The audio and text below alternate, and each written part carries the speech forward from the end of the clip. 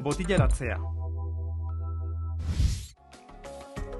Kontsumoa egiteko unerik onena zein den zehaztu ostean, botillaratzeari ekingo zaio.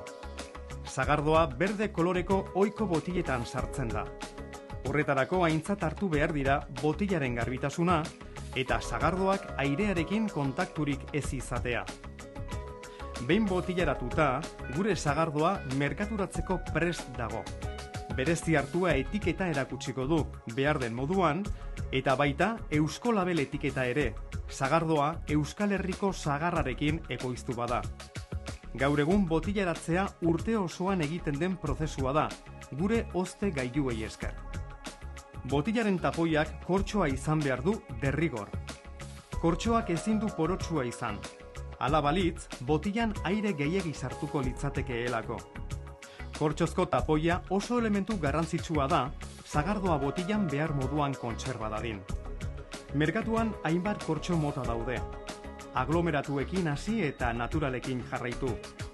Kortxozko tapoiak daukan barneratze graduak sagardoaren kontserbazio baldintzetan eragiten du modu garrantzitsuan. Tapoiak ezin du botillan ondoratu, eta ez da botillatik gehiegi atera ere. Botilla.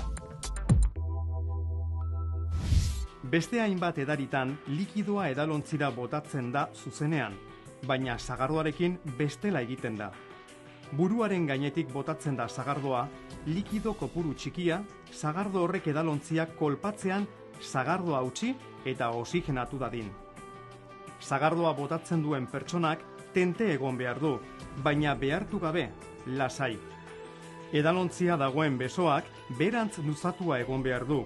Inklinazio txiki batekin, sagardoa edalontziko alde baten kontra hauts dadin eta ez edalontziko ondoaren aurka.